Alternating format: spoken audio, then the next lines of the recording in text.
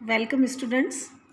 मैं विश्वप्रभा गुप्ता, सह आचार्य अर्थशास्त्र, राजकीय डूंगर महाविद्यालय बीकानेर, राजस्थान से BA part second, economics paper second, भारतीय अर्थव्यवस्था की क्लास में हमारा टॉपिक चल रहा है भारत में नियोजन, प्लानिंग इन इंडिया, जिसका आज हम पार्ट 3 ले रहे हैं।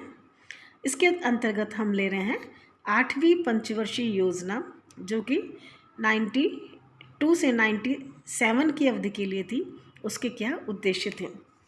हालांकि सातवीं जो पंचवर्षीय योजना थी वह 1990 में ख़त्म हो चुकी थी, किंतु देश में राजनीतिक अनिश्चितता और अस्थिरता के कारण 8वीं पंचवर्षीय योजना को 1 अप्रैल 1990 से प्रारंभ नहीं किया जा सका था। अतः 1990-91 और 1991-92 इन 2 वर्षों के लिए जो है वार्षिक योजनाएं बनाई गई। उसके बाद 8वीं पंचवर्षीय योजना का जो कार्यकाल है वह 1992 से 1997 निर्धारित किया गया। इसके लिए योजना का दिशा पत्र राष्ट्रीय विकास परिषद की 43वीं मीटिंग में स्वीकार किया गया, जो 23 और 24 दिसंबर 1991 को नई दिल्ली में संपन्न हुई थी। बाद में जुलाई 1992 में 8वीं पंचवर्षीय योजना का प्रारूप 2 खंडों में प्रकाशित किया गया। खंड 1 में 8वीं पंचवर्षीय योजना के विभिन्न उद्देश्य निर्धारित किए गए, जो इस प्रकार हैं। सबसे पहला जो उद्देश्य है वह है रोजगार के पर्याप्त अवसर उत्पन्न करना, यानी कि देश में लोगों को अधिक से अधिक रोजगार उपलब्ध करवाने का कार्य करना, ताकि देश में इस शताब्दी के अंत तक लगभग पूर्ण रोजगार की स्थिति को प्राप्त किया जा सके। दूसरा, लोगों के सक्रिय सहयोग और प्रेरणाओं तथा हतोत्साहित करने वाले उपायों के द्वारा जनसंख्या में जो तीव्र वृद्धि हो रही है उस पर रोक लगाना।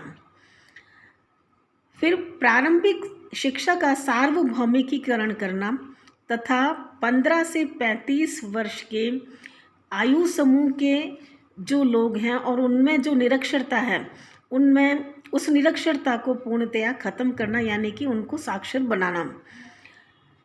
उसके बाद सुरक्षित पेयजल व प्राथमिक स्वास्थ्य की सुविधाएं टीकाकरण सहित उपलब्ध कराना, जो समस्त गांवों में पहुंचाई जा सके, और साथ ही मेला ढोने की जो प्रथा है उसको पूर्णतया समाप्त करना। नेक्स्ट, कृषि में विकास और विविधीकरण की दशाएं प्राप्त करना, ताकि खाद्यान्नों में आत्मनिर्भरता प्राप्त की जा सके और निर्यात के लिए भी अधिक अनाज का उत्पादन हो सके। नेक्स्ट, आधारभूत ढांचे यानी कि इंफ्रास्ट्रक्चर, जैसे कि ऊर्जा, परिवहन, संचार, सिंचाई आदि को सुदृढ़ करना, ताकि विकास की प्रक्रिया को सुस्थिर व सबल आधार प्रदान किया जा सके, यानी कि उसको सस्टेनेबल बेसिस प्रदान किया जा सके। 8वीं योजना में उक्त उद्देश्यों पर ध्यान केंद्रित करते समय निम्न बातों पर बल दिया गया। पहला, निवेश की वित्तीय व्यवस्था के लिए घरेलू साधनों पर निर्भरता बनाई रखी जाएगी। विज्ञान व प्रौद्योगिकी के विकास के लिए तकनीकी क्षमता में वृद्धि करनी होगी और आधुनिकीकरण की प्रक्रिया को बढ़ावा देना होगा। साथ ही प्रतिस्पर्धात्मक कार्यकुशलता को बढ़ावा देना होगा, ताकि भारतीय अर्थव्यवस्था विश्व के परिवर्तनों के अनुरूप आगे बढ़ सके और उनका लाभ उठा सके। तो इस तरह से 8वीं पंचवर्षीय योजना जो 1992 से 97 की अवधि के लिए थी, उसके उद्देश्यों में रोजगार संवर्धन, जनसंख्या का नियंत्रण, प्रारंभिक शिक्षा का सार्वभौमिकीकरण, स्वास्थ्य सुविधा, पेयजल सुविधा, कृषिगत विकास और आधारभूत ढांचे को मजबूत बनाने पर ध्यान केंद्रित किया गया। इस तरह से इसका संपूर्ण झुकाव देश की मूलभूत समस्याओं को हल करने की तरफ माना जा सकता है। अब इस योजना के अंतर्गत 1991-92 के मूल्यों के आधार पर कुल 7,98,000 करोड़ रुपए का लक्ष्य निर्धारित किया गया, जिसमें से सार्वजनिक क्षेत्र में 3,61,000 करोड़ रुपए, निजी निगमित क्षेत्र में 1,49,000 करोड़ रुपए रखे गए और पारिवारिक क्षेत्र में 2,88,000 करोड़ रुपए निर्धारित किए गए और साथ ही विकास की वार्षिक दर का जो लक्ष्य था वह 5.6% रखा गया। तो ये थे 8वीं पंचवर्षीय योजना के प्रमुख उद्देश्य। अब हम लेते हैं नवीं पंचवर्षीय योजना के उद्देश्य। नवीं पंचवर्षीय योजना का जो कार्यकाल था वह 1997 से 2002 की अवधि के लिए था। इसमें सामाजिक न्याय व समानता के साथ विकास पर बल दिया गया। इसके उद्देश्यों को अगर हम लें तो वो इस तरह से हैं। पहला उद्देश्य कृषि व ग्रामीण विकास को प्राथमिकता देना तथा पर्याप्त मात्रा में रोजगार के अवसर सृजित करना ताकि निर्धनता को दूर किया जा सके। दूसरा, स्थिर मूल्यों की स्थिति में विकास दर को तेज करना। तीसरा, खाद्य और पोषण की सुरक्षा पर बल देना। नेक्स्ट, सुरक्षित पेयजल, प्राथमिक स्वास्थ्य सुविधाएं, सार्वजनिक प्राथमिक शिक्षा, आवासीय सुविधा और सड़कों की समयबद्ध रूप से सेवाएं उपलब्ध कराना। नेक्स्ट, जनसंख्या की वृद्धि दर को नियंत्रित करना। इसके अलावा पर्यावरण सुरक्षा पर बल देने की बात भी कही गई। साथ ही महिलाओं, अनुसूचित जाति, अनुसूचित जनजाति, अन्य पिछड़ा वर्ग तथा अल्पसंख्यकों को विकास के साधन उपलब्ध कराना।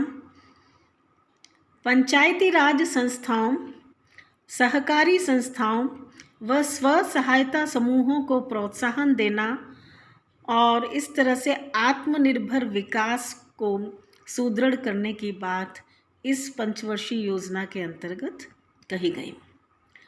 अब हम लेते हैं 10वीं पंचवर्षीय योजना। इसका जो कार्यकाल था वह 1 अप्रैल 2002 से 31 मार्च 2007 की अवधि के लिए था। इसके जो उद्देश्य थे उसमें हम देखते हैं कि 10वीं पंचवर्षीय योजना में विकास दर का जो लक्ष्य था वह 8% रखा गया था और इसके लिए अगले 10 वर्षों में प्रति व्यक्ति आय को दुगुना करने की बात की गई। निर्धनता अनुपात को 2007 तक 20% तक और 2012 तक 10% तक घटाने की बात की गई। दूसरा उद्देश्य नई श्रम शक्ति को लाभप्रद रोजगार उपलब्ध कराना। तीसरा, प्राथमिक शिक्षा को 2007 तक सार्वजनिक बनाना। जनसंख्या की 10 वर्षीय वृद्धि दर को 1991 से 2001 में 3% से घटाकर 2001 से 2011 की अवधि के बीच में 16.2% तक लाना। इसके अलावा साक्षरता बढ़ाने के लिए 2007 तक साक्षरता दर को 72% और 2012 तक इसे 80% करने का लक्ष्य रखा गया। शिशु मृत्यु दर जो शिशु मृत्यु दर को 2007 तक 45 प्रति हज़ार और 2012 तक 28 प्रति हज़ार पर लाने की बात की गई। मातृ मृत्यु दर को भी कम करने की बात कही गई और कहा गया कि 2007 तक इसे 2 प्रति हज़ार और 2012 तक इसे 1 प्रति हज़ार पर लाया जाए।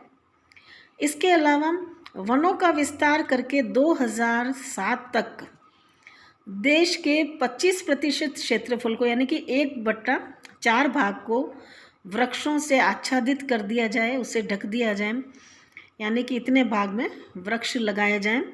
और फिर 2012 तक समस्त गांवों में पेयजल की सुविधा को उपलब्ध कराना।